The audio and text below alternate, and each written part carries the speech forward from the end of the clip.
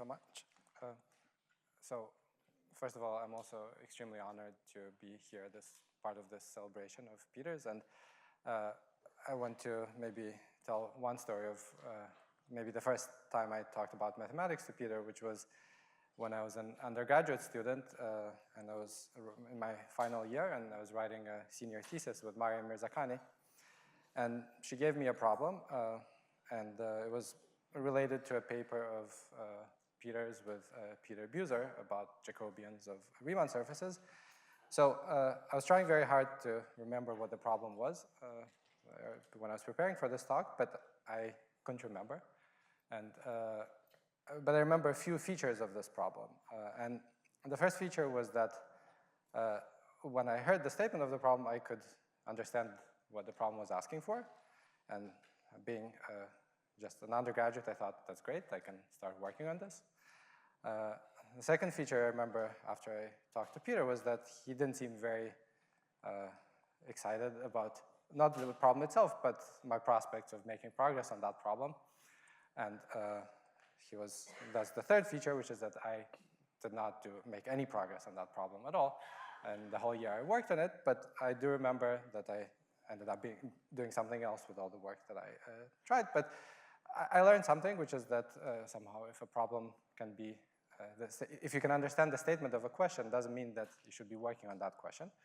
And that, oftentimes better to spend most days working on problems that take time to understand, but which have some kind of structure and some kind of broader picture that takes a while to absorb, but nonetheless, which are worthwhile. And I've learned many other more important things along the way, also especially from Peter's writings.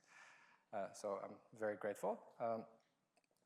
Now, the work I want to speak about today is of that flavor, so it will take a while to build some context around it and introduce the kind of tools and goals, what are we really trying to do. So it's joint work with Aaron Brown, Alex Eskin, and Federico Rodriguez-Hertz. But to begin, I want to start with an elementary to state theorem, which is joint work with Ben Lowe and David Fisher. Oops, yeah. So the theorem is the following. So we start with a closed, negatively curved, and analytic Riemannian manifold, and it should be at least three-dimensional. And we assume that M contains infinitely many totally geodesic hypersurfaces. So assuming this, the conclusion is that M has to be homogeneous, so it has to be of constant curvature, and furthermore, it has to be an arithmetic manifold. So this is the formulation of our theorem, but one can equivalently state it as a theorem about all manifolds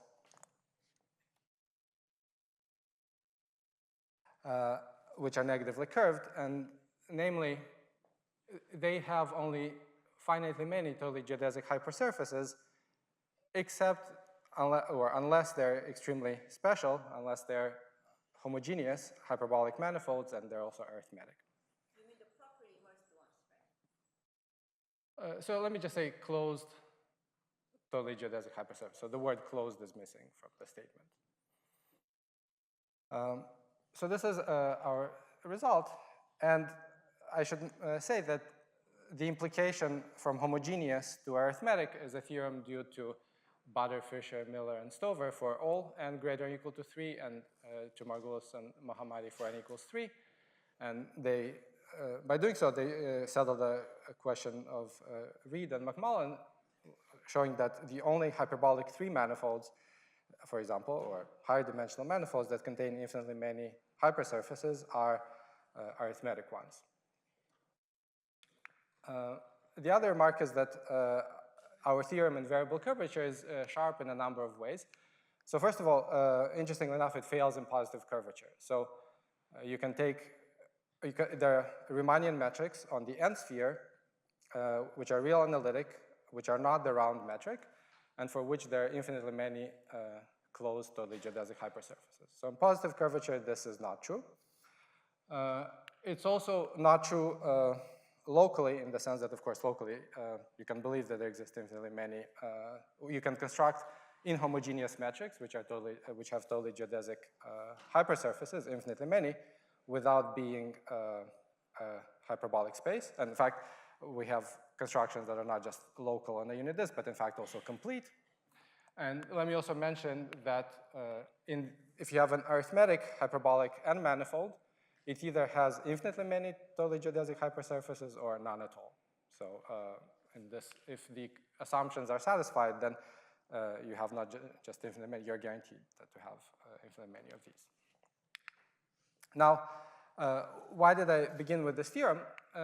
So if I'll have time at the end, I'll say a few words about the proof. But if you look at this theorem, a natural question you can ask is, well, how about intermediate totally geodesic hypersurfaces, submanifolds? So for example, it's certainly not true for geodesics. So a negatively curved manifold has plenty of geodesics. But how about totally geodesic surfaces?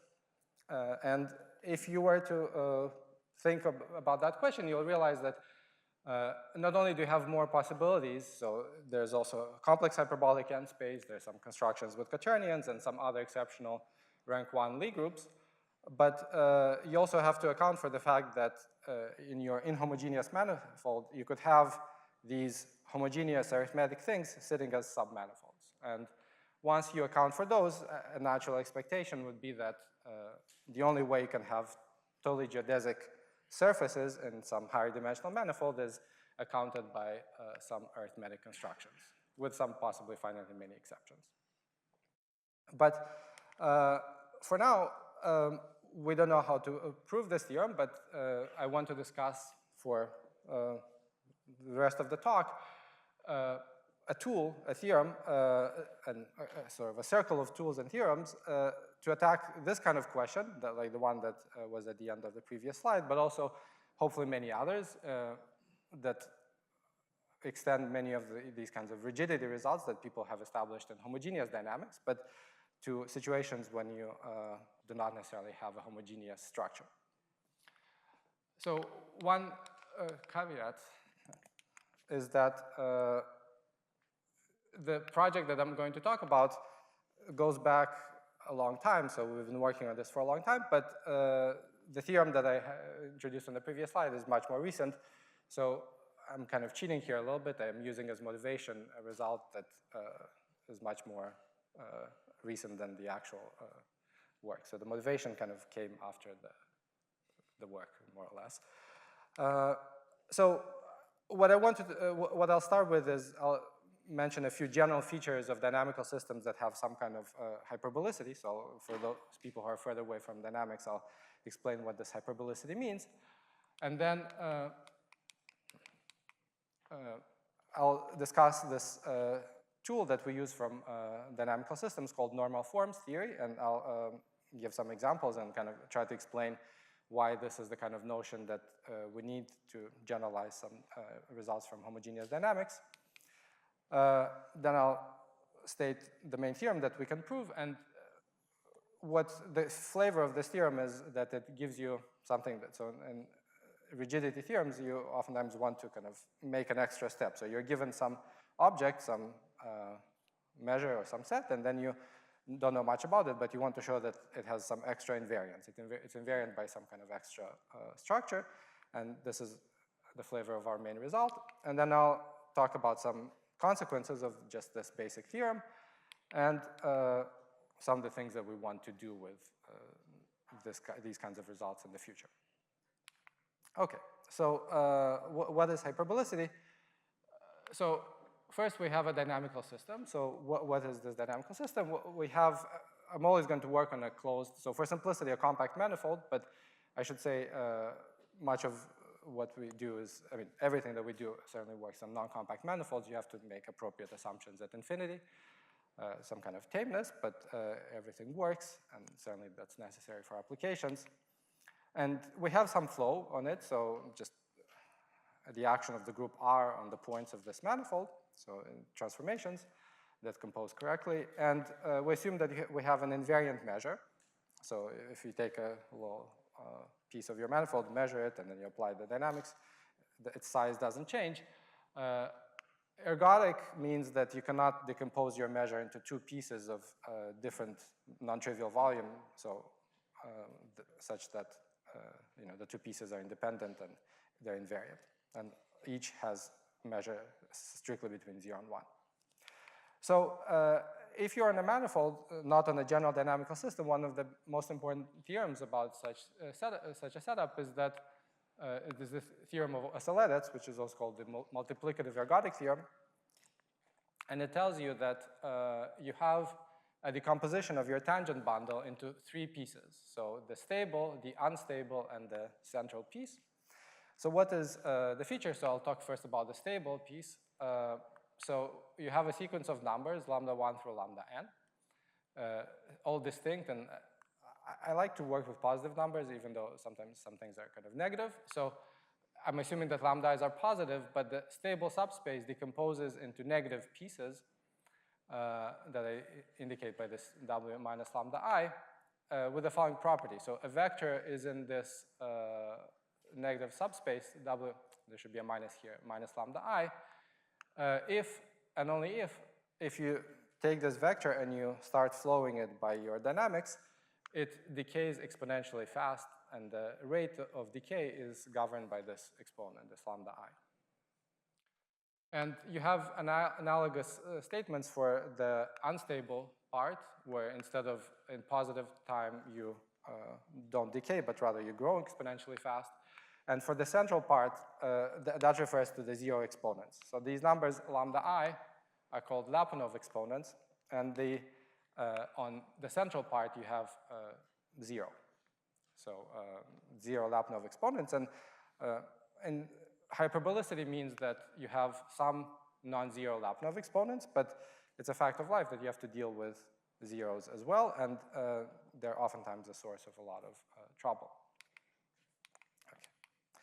So this is what happens at the level of the tangent space, but if you're in a more general manifold, you have a little bit of extra structure. So the structure comes in the form of what's called the stable manifold. So I'll state it just for the stable subspace, but there's an analogous statement for the unstable manifold, and the easiest way to come up with the correct statement is to just consider what happens when time goes to negative infinity instead of plus infinity. So you have a time reversal symmetry, so anytime you have one theorem, you have a second theorem which you apply to the time reversed system, and it's a very useful construction. So, yeah?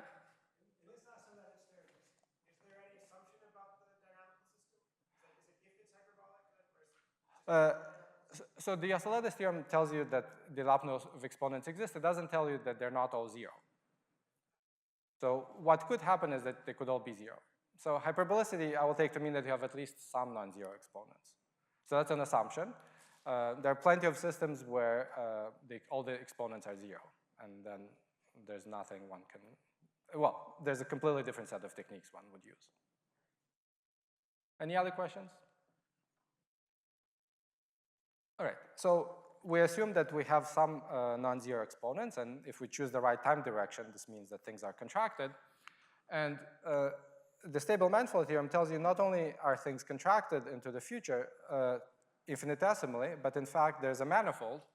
It's an immersed submanifold into your ambient Q with the following property. So points on this manifold are characterized by the feature that, so you're in the stable manifold of Q if you approach Q exponentially fast as you go into the future. The way these things are usually thought of is that you can construct the stable manifold locally, and you get a little piece of points which happen to track your point of interest exponentially fast into the future.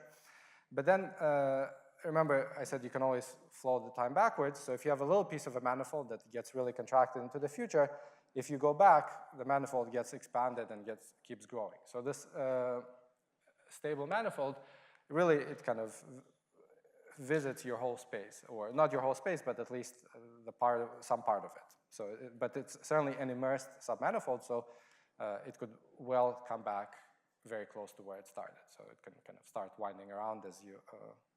So there could be 2 points that are really far away from each other, but then asymptotically they start meeting. So this is the stable manifold theorem. Has many different versions in the literature. It goes back more than 100 years.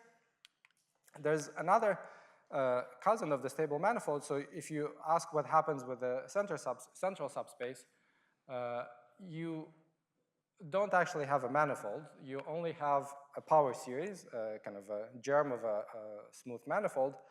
And nonetheless, it's a very useful tool in analyzing these systems. So by C infinity germ, I just mean basically the power series, the formal power series giving a manifold. And there's a theorem of, I believe, Borel that guarantees that some smooth submanifold exists with that germ, but you don't know, there's not really a canonical such germ, unlike the stable manifold.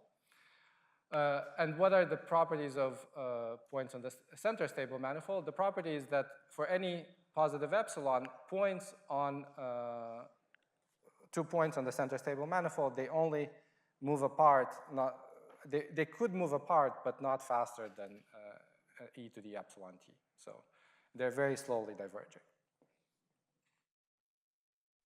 Okay, and maybe I should say, in these statements, I'm very imprecise about constants and quantifiers and things like this, so they get quite technical if one kind of really puts in all the details, but I'm trying to just convey the flavor of these statements.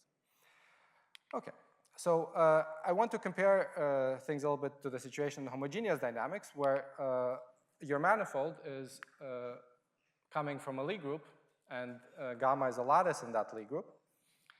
And in that case, you can have, so a one parameter subgroup given by some element in the Lie algebra, and you multiply on the left group elements, and then you get some dynamical system.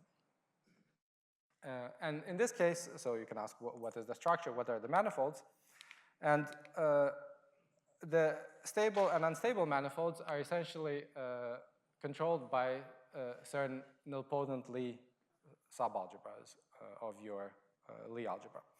So you have, so everything is controlled by the tangent space. You have the action of this semi-simple element x. It decomposes your Lie algebra into positive eigenvalues, negative eigenvalues, and things that commute with this x. And this stable manifold is essentially the exponential of a piece of your Lie algebra. So it has a nice homogeneous structure. The center manifold is even better. You are, in fact, what does it say? The center direction, in fact, is an honest direction, and you have a group structure there as well. And oftentimes, you, in fact, have an abelian group structure. And this abelian group structure is a source of great rigidity. So many people have proved lots of rigidity results related to these, to this kind of setup. So you can ask about measures or closed subsets that are invariant by one of these subgroups. So the kind of subgroup you take matters a lot. So if you take a unipotent subgroup, there's one flavor, I mean, it's one type of rigidity statements. And if you take these semi-simple elements, in fact, you have to take more than one, then you get other completely different flavor, related but very different flavored rigidity statements. And for unipotents, again, there's a long list of people who have contributed.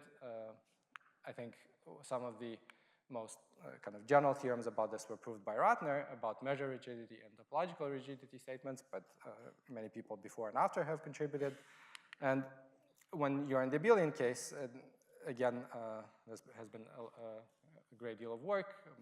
Many measure and topological rigidity statements are known.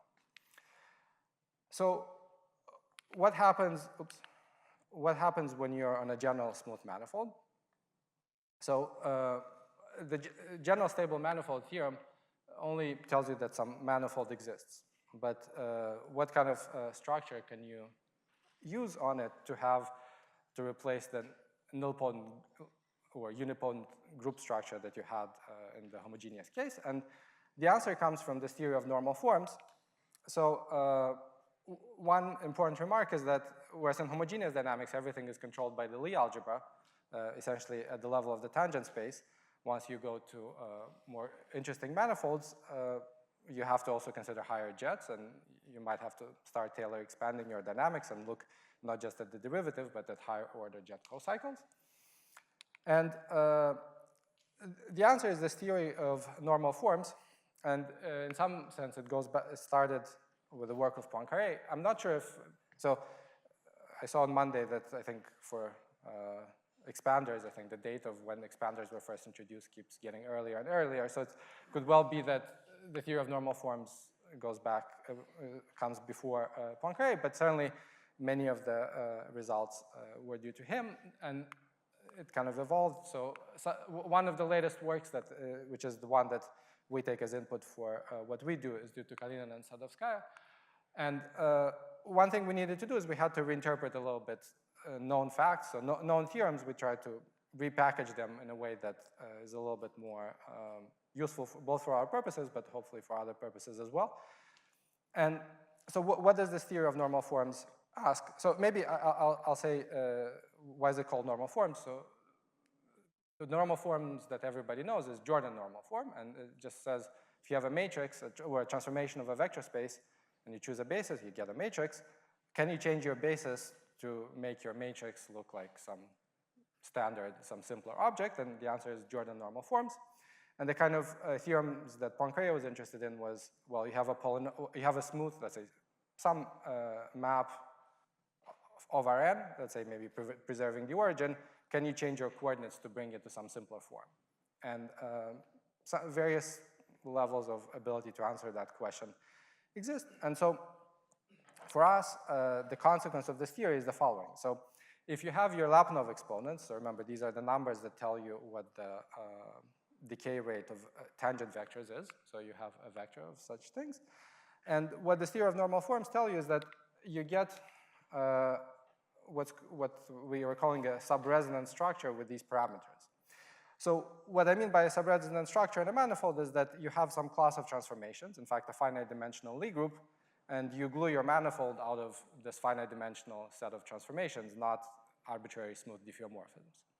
So those transformations that you are allowed to glue your manifold out of, they are called subresonant transformations. So I'll give an example in a moment, but I just want to first outline the kind of formal structure. So you have these subresonant transformations, and inside of it, you have a unipotent subgroup, which is strictly subresonant transformations. And it's a normal subgroup, and if you take the quotient, you get the group of resonant transformations, whatever that is. So I'll see an example. But essentially, you get some finite dimensional structure group, which has a unipotent part and some reductive part. And the good news is that your dynamical system preserves this structure. So the map between two stable manifolds is given by maps which in appropriate coordinates belong to a finite dimensional Lie group. So that's kind of a very useful way to reduce your dynamics, at least on the stable manifold. Yeah, so as I said, it's preserved by the dynamics. So here's like a theorem just so we can remember it. And here's an example. So suppose that your stable direction is two-dimensional, and you have two exponents. So lambda and k lambda, or minus k lambda and minus lambda. So you're contracting in one direction a lot faster than in the other direction, but still you're contracting in both directions. Then the subresonant polynomial maps of R2 that we're talking about, they are the following maps. So the linear part, the derivative at the origin is still the same, but you allow higher order transformations. So you allow higher order monomials. So here in the y direction, you're not really changing anything. So the height at which your point sits doesn't change. But in the x direction, you're allowed to shear by an amount which varies with the height and varies in this polynomial way. So I should also maybe, there's one thing I need to fix, which is that inequality here should be strict. So I should be strictly greater than 0 so that the origin is preserved.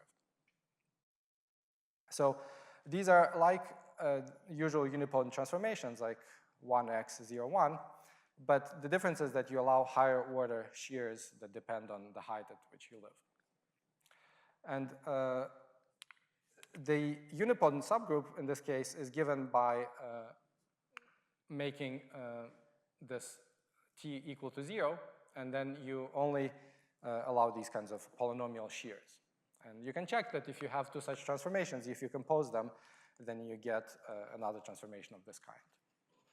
But one feature I want to emphasize about this example is that even if you're in dimension 2, the Lie group, the unipotent Lie group that you have to deal with is in principle of dimension that's not necessarily constrained. So you could have, you know, a 100-dimensional Lie group acting on R2. So this is the basic input for our constructions. And yeah. Say something about that K there. So K doesn't actually, oops. Seems like the degree. So K doesn't have to be an integer, actually. So as long as this inequality is satisfied. So you allow only, yeah. So K need not be an integer. So in fact, you could just have lambda 1 and lambda 2, and you can just write the inequality here. You sum over all indices such that I times lambda 1 is less than or equal to lambda 2. So K doesn't have to be an integer for this formula. The reductive, it doesn't have semi-simple part, it's just torus. Yeah, so in this case it's just a torus, but you could imagine you could have, for example, if once you start having 3 exponents, then you could have a 2x2 block with the same exponent, like lambda lambda, and then some other 10 lambda, for example. So this gets really kind of complicated if you start having more and more higher order terms. Doesn't seem to appear in the final formula. Here? Yeah. Exactly, so t is 0. So this transformation. Yeah, but it does appear on the left. Oh, yeah, sorry. So just cross out gt, okay. And it's just xy, yeah, and here you can also cross out gt. So it's just these transformations. xy goes to this formula, or xy goes to this other formula. So I apologize. The reason I was using gt is that in appropriate coordinates, the map between these stable manifolds from one point to the other is given by such expressions. Right. Any other questions about this setup?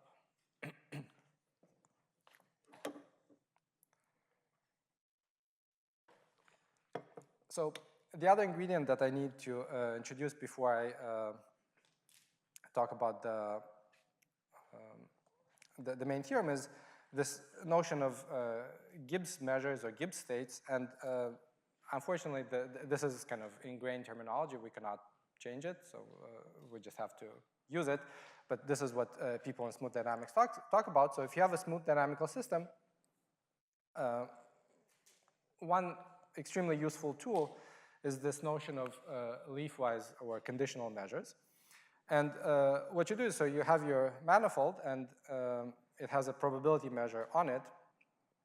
But you also have these stable manifolds that kind of foliate your space. And you can disintegrate your measure with respect to these manifolds, submanifolds. And once you do that, you obtain on the manifold, so on the manifold itself, on the stable manifold, you obtain a measure which you can start trying to analyze in order to understand the ambient measure mu. You try to understand these conditional measures on the unstable manifold. So one thing you will notice that I did this strange switch. I switched from stable to unstable. This is kind of a conventional, it's easy to state the theorems and prove them, at least for the existence for stable manifolds, but oftentimes you want expansion, so that's why you switched to unstable manifolds. But this is purely kind of cosmetic. If you want, you can reverse time and make it stable. And so what does it mean to be a Gibbs state? It means that this measure, this leafwise measure, is actually of Lebesgue class on the stable manifold or unstable manifold. So the easiest example would be if mu itself was of a volume measure, then its disintegration would have to be also of volume class, but on the unstables. But there could be other measures which are only of Lebesgue class on the unstables, but perhaps if you look on the stables, it doesn't have to be Lebesgue. So this is a definition of a Gibbs state, which I'm not sure.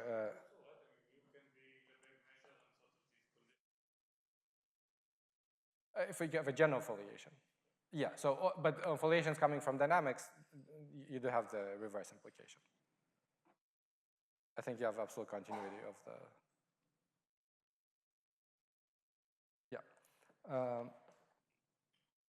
Okay, so, this notion of Gibbs state, it really requires a measure to be homogeneous in all directions on the stable, but we'll say that it's a generalized Gibbs state. And the problem is I'm omitting here, there's an intermediate notion which existed, which is called U-Gibbs. And so we're just going to start talking about generalized U-Gibbs states. And these notions are, so this measure, so the requirement is this. So you have your unstable manifold, and you have this unipotent group of strictly subresonant transformations that acts on your unstable manifold. So as a first approximation, you can think of this GSSR as just translations. So in the simplest case, when the Lyapunov exponents are particularly simple, this group is just the group of translations on Rn. So you have a translation structure on your measure, sorry, on your manifold. And to be a generalized U-Gibbs state, you need a family of such subgroups. And you want your measure to be invariant. There's some technical points here which are not, so it's not, the precise definition is not that you're exactly invariant by the subgroup, but there's a certain piece of the measure which is invariant by a unipotent subgroup. So your measure, your conditional measure decomposes into some pieces, each of which is invariant under a homogeneous group. And there's some other further technical conditions about how they're related, these different pieces, but at a very approximate level, it means that you have some kind of invariance under some actual group acting on your manifold, but only on a certain piece of your measure. Okay, so now with these conditions, I can state the main theorem. And so as input, we start with some measure which satisfies this U-Gibbs state condition. So in other words, it begins having some kind of invariance. And then there's an assumption. So we're assuming this Q and I condition. So I'll explain in a moment what this Q and I condition is, but there has to be some condition because somehow what I was trying to say is that, you know, this theorem is quite general, so it applies to almost any dynamical system, but nothing that's interesting can apply to everything. So you need some condition, and this is one condition that we're assuming, this Q and I. So I'll explain what this condition is and how one can try to verify it in some situations, but you need some condition. You can't say something about everything, or you can't say something interesting about everything. So you need a condition. And the assumption is that if this Q and I condition is satisfied, then actually you have extra invariance. So there's in fact a larger group by which your measure has to be invariant. And so you can keep applying this statement inductively, and you get that eventually either, so this Q and I condition has to break, because if you could keep doing this, you just have to, I mean, you just get the contradiction because you have to keep growing. And I should say these are finite dimensional Lie groups and unipotent Lie groups. And here the containment is not just strict containment, but you in fact have a larger dimension, not just a larger, it's not just a larger group, but it's just a larger dimensional group, and it's finite dimensional, so you can't keep iterating this. Okay, so what is this Q and I condition? Because this is kind of where the part of the story goes is, so this was introduced in some earlier works of Asaf Katz, and also appears in the paper of Eskin, and Zhang. And what is this QNI? So QNI stands for quantitative non-integrability. And so let me first write it in symbols, and then I'll draw a picture. So the assumption is this, that there exists some constant, positive constant alpha 0, and don't take any of the quantifiers here too strictly, too seriously, but at least I'll try to have a mental picture in mind. So you have these points Q, and you have, so you have, here's Q, and you take Q prime on the stable manifold. This is Q prime.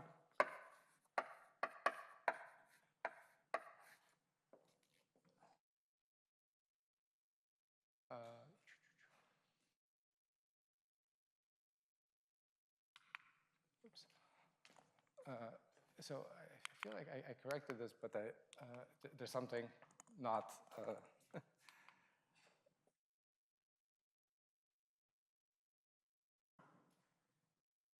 Yeah, sorry. So I think I.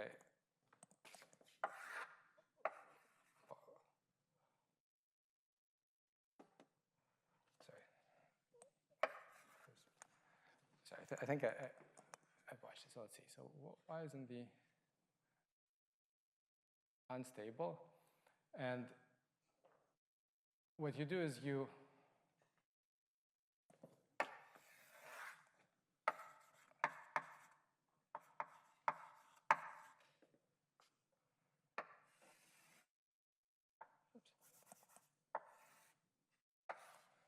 so you want your manifolds to not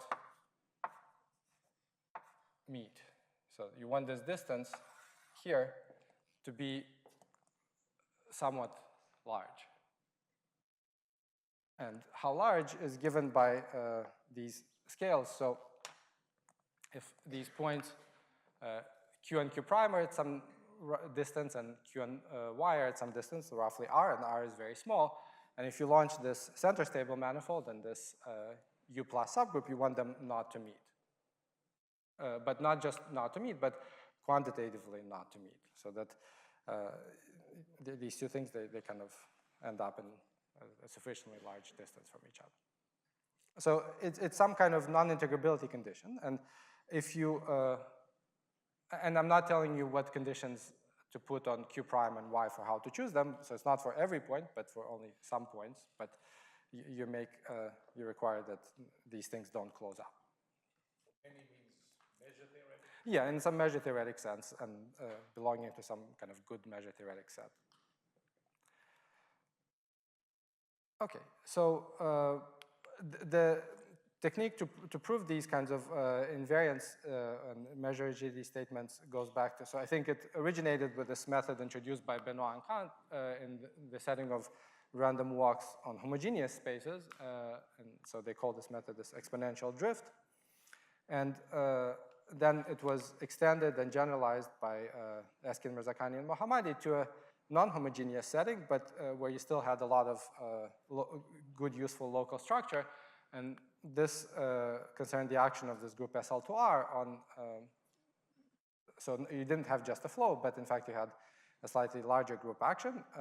And the main flow was of interest, the GT was the diagonal subgroup of SL2R. And the action was on some spaces coming from the geometry of Riemann surfaces. And then Brown and Rodriguez-Hertz extended some of these rigidity results using these techniques that were introduced previously, but in a completely inhomogeneous setting, but in dimension 2 on surfaces, and for random walks. And I should maybe say the following, looking ahead, is that there's kind of an analogy. So everything I stated is for flows, but you can also consider random walks. So I'll try to explain what that refers to in a few minutes, but just keep in mind that there's kind of a discrete time analog of this. And then also Eskin and Lindershaus revisited these techniques, again, in the setting of random walks on homogeneous spaces. So what are some consequences of this general theorem? So I want to try to state some theorems that don't, assume a little bit more structure, but also give you a little bit more by way of conclusion. So to talk about this, I want to introduce this notion of subharmonicity. And so to state it, it's easier to suppose that I have an action of this group SL2R on my space Q, and that it preserves the volume. So if you're familiar with actions of Lie groups, you know that higher rank Lie groups don't typically act on manifolds unless there's some kind of rigidity happening, some kind of special constructions going on. SL2R can act on a lot more spaces than you might think, and I'll give some examples in a bit, but we'll just assume for now that you're in the setting of an action of this group SL2R, volume preserving. So what does it mean for a norm to be subharmonic? And this is not kind of standard notation, but just for the purposes of a statement, it's easier to use the word subharmonic rather than to come up with a longer definition. So the assumption is this. So the metric is on my tangent space, and there's two requirements. The first one is that it's invariant by rotations. So if I act by the compact group SO2R, then it's invariant. So this is not hard to accomplish. You take any metric and just average under rotations.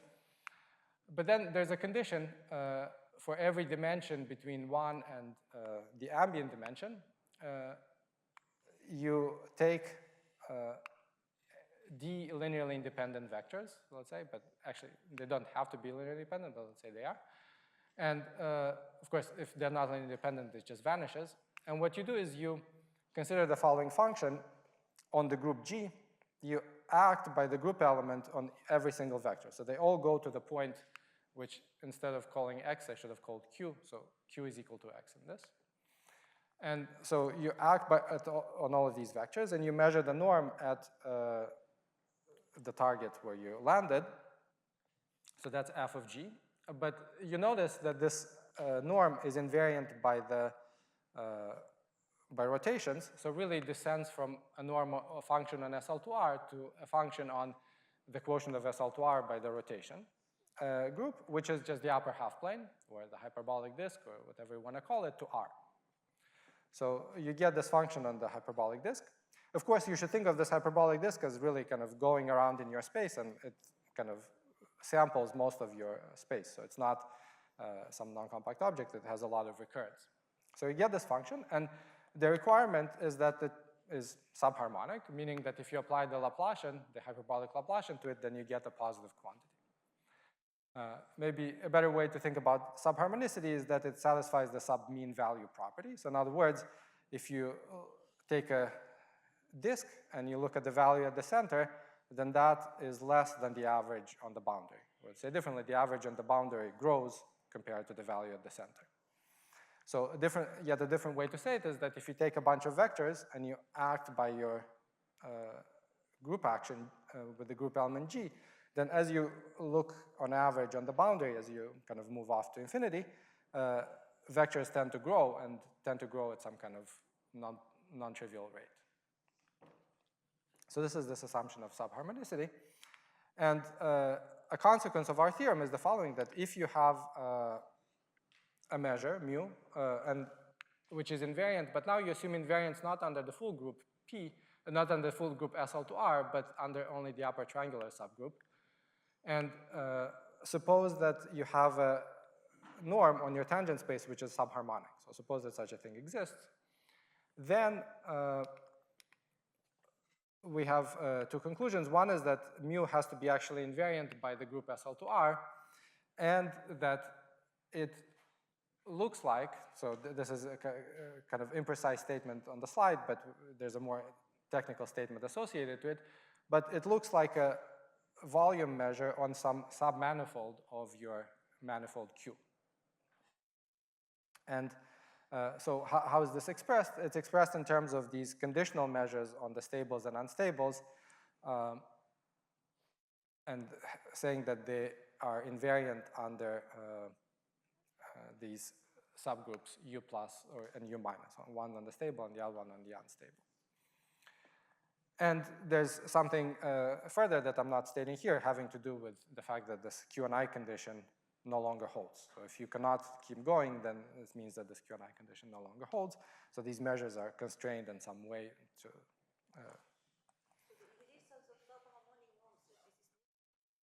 Yes, yes. So there's other conditions one can put, but the simplest to state is that you have a subharmonic norm. And a refinement of this is that if the inequality here is actually strict, then you don't have to worry about these intermediate submanifolds. One of two things happens. Either mu, only two things can happen. Mu has to be all of the entire volume on your manifold Q, or it could also be the case that it's a finite volume orbit. So it's gamma is a lattice in SL2R, and your kind of SL2R orbit just closes up. So in this very special case, when this inequality is strict, you have you cannot have any intermediate objects. It's either everything or some lowest possible dimensional thing. So maybe an easier to parse statement is the analogous statement in the case of random walks. And so I hinted earlier at this notion of random walks. So what you do is you have, again, your manifold Q, and you have a finite set of volume-preserving diffeomorphisms of your manifold. And you put a probability measure on these diffeomorphisms. And now you need, again, some kind of analog of this notion of subharmonicity. And in this case, it's called uniform expansion. And the requirement is the following. If you take any orthonormal basis of any tangent space, and what you do is you sample your random walk. So now instead of going off to infinity by the group elements in SL2R, you go off to infinity by this random walk. And there exists some uniform n. So if you wait long enough, but a finite amount of time in your random walk, you expect that on average, this, again, you try to measure how much your vectors have grown. So you apply this diffeomorphism to each of the vectors, so they all end up somewhere in the manifold above the same point. And again, the assumption is that in expectation, on average, vectors have to grow. So maybe let's say that n is 100, so then you sample 100 random elements out of these n, and then you apply this random transformation to all your vectors, and on average, once you take expectations, you want this to have grown in some uniform way. So this is kind of the analog of the subharmonicity. And in this case, the theorem is similar. So you start with a measure, which is now what is the analog of not being fully invariant, but rather invariant by only a subset, is that you have what's called a stationary measure. So a stationary measure means that it means it's stationary with respect to nu. So it's a measure on your space Q such that if you if you apply one of these diffeomorphisms, you're not asked to preserve it, but rather you are asked to, you map it to some other measure, and then you apply each of the diffeomorphisms, and you take the average, and then only the average is required to be equal to your original measure. So maybe one simple example, which, by the way, does not satisfy the assumptions, is that if you take the countermeasure and the counter set, there's the uniform distribution in the counter set, it's stationary for the transformation which contracts the unit interval to 1/3, and then there's another transformation which contracts the unit interval to 2/3, and the uniform countermeasure is stationary for this collection of transformations, but it's not invariant. So if you apply only one transformation, you get a different measure. But this countermeasure does not satisfy the volume preserving assumption because you're contracting volumes. So suppose that you have such a stationary measure, and suppose that you have uniform expansion, then two things hold. Again, mu actually has to be preserved by each of these FIs. So in other words, it cannot quite be like this Cantor measure. So each of the transformations has to preserve it, not just on average. And again, one suspects, but we're not there yet, that it looks like a volume measure, but on some submanifold of your ambient manifold. And again, looks like is in this technical sense using these subgroups on the stables and on the unstables, these unipotent subgroups, U plus and U minus. And there's some further conditions that constrain these things further. And again, if you're in the favorable situation when this inequality is strict, then only two possibilities can happen. Mu, this measure, either has to be the entire volume, so it has to be everything, or it could be a finite collection of points. So then, in this case, you don't have to worry about these intermediate sub-objects that you have to identify, but you only have finitely many points or the whole thing. Okay, so any questions about this?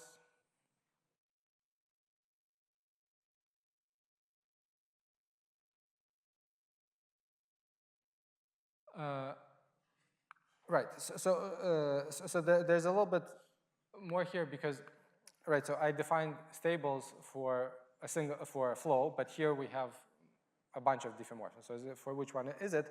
So one has to, the space on which the dynamics happens is no longer the manifold cube, but a space where you have kind of the probability space where you're randomly sampling the Fi's, and then times Q.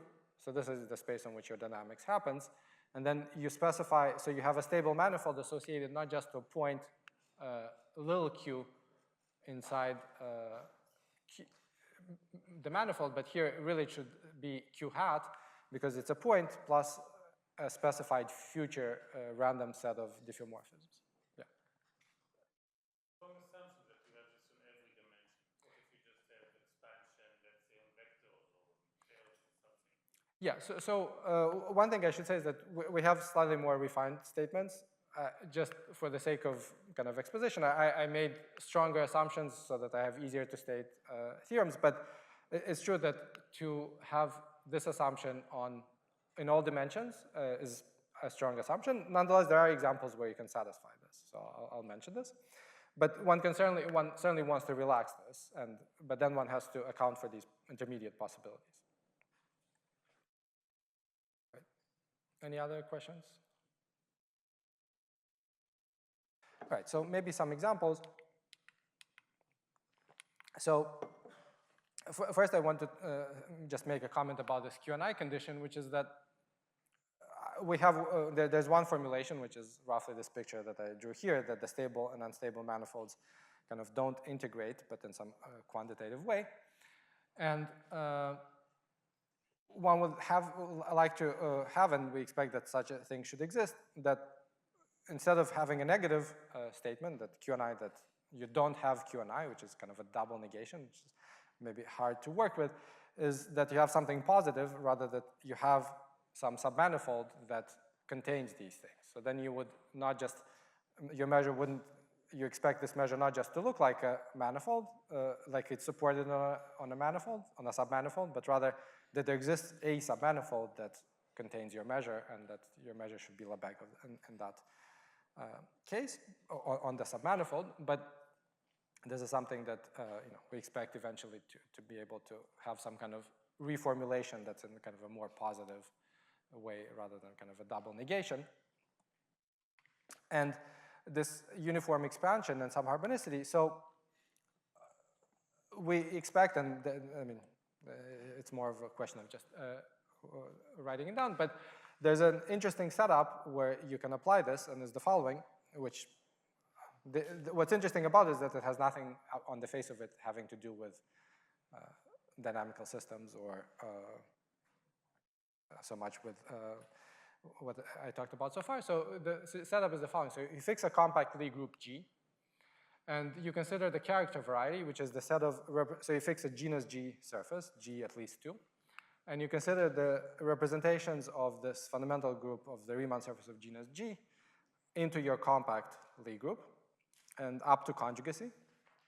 So it's some submanifold, it's some interesting manifold. And it admits an action of the mapping class group of this surface. And it's a theorem of, I want to say, Goldman and maybe Goldman and Xia, that this manifold has a natural volume form, and the action of the mapping class group is ergodic for this volume form. But you can ask about more general, not just invariant measure. So first of all, you can ask about invariant measures, but not just for the full mapping class group, but for subgroups of the mapping class group. And the subgroups that are natural both from the point of view of applications, but also, as it turns out, from the point of view of this notion of subharmonicity, is the subgroups of the mapping class group that come from algebraic families of Riemann surfaces. So there's the universal family, which is the family of all Riemann surfaces, and its fundamental group is, or its corresponding group is the full mapping class group. But you can have more interesting algebraic families, and we expect to be able to verify this subharmonicity in the case of an arbitrary family of algebraic family of Riemann surfaces. And for subgroups that come as monodromy groups of those families. So it's kind of a nonlinear version of, so you get some interesting nonlinear action, but for subgroups of the mapping class group, which are in general much smaller than the full mapping class group. Another case when you can verify this is that, so maybe I should have added that at least when the inequality is strict, it's stable under perturbation. So if you have these diffeomorphisms f1 through fn, and the inequality is strict for some choices, then if you just perturb them a tiny bit, the inequality remains strict. So you can verify this condition in the case of homogeneous dynamics on the homogeneous spaces of Lie groups, and if you perturb them a little bit arbitrarily, but small enough, then these conditions still hold. So kind of, again, in the spirit of like something should always hold unless it doesn't, this uniform expansion, one would expect it to hold, at least in the setting of random walks, quite generally, unless there's some kind of geometric reason that obstructs it. So for example, there could be a fibration of your manifold that's preserved by these diffeomorphisms, or there's maybe some other kind of invariant structure that accounts for not having this uniform expansion. So we expect that many of these conditions are actually quite robust, and so you can verify them in cases of interest. So yeah, so I think that this is maybe a good place to stop and to wish people a happy birthday.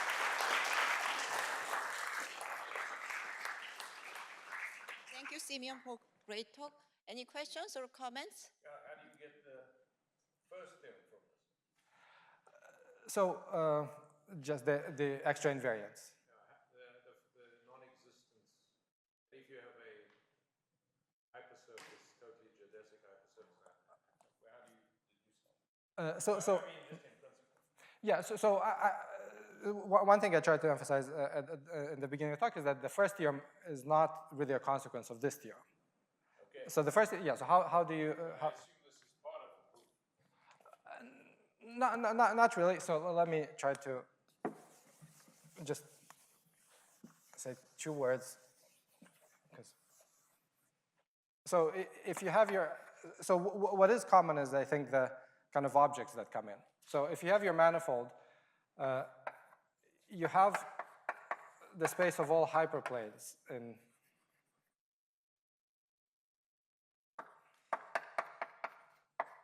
and you also have, so this is where the totally geodesic hypersurfaces live. So you have here a set Z, which is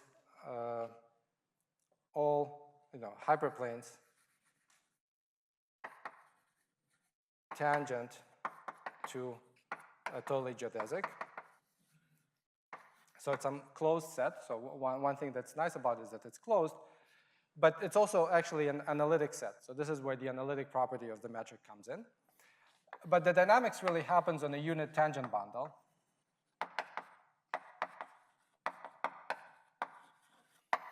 And so the way to connect them is you put kind of an intermediate space, which is the frame bundle. So you just take a tangent vector inside a hyperplane.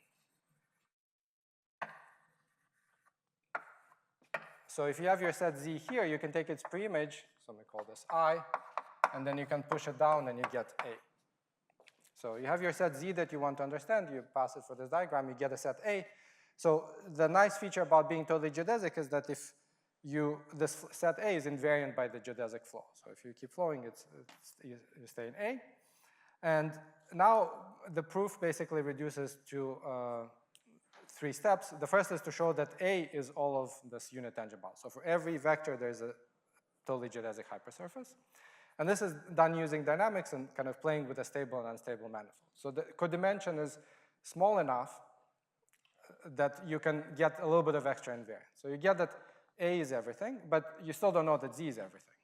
So then, in order to analyze A, you want to show basically that I is everything. And in order to do that, but now here on UM, the dynamics is hyperbolic. So you have stable and unstables, and this is an Anosov flow. So you have uniform hyperbolicity here.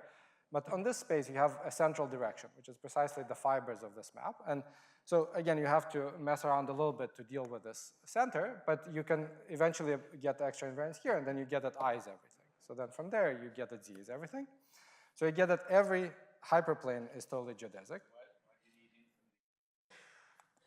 need Infinitely many. So this is to get a lower bound of the dimension of Z.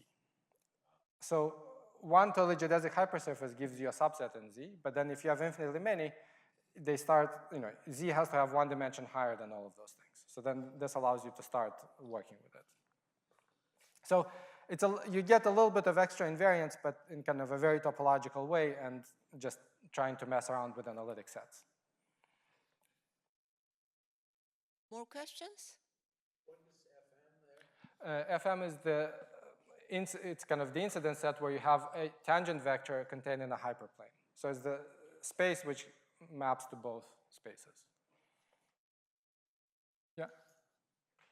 Can the theorem A fail in the smooth as opposed to drawing analytic set? So we don't know a counterexample, but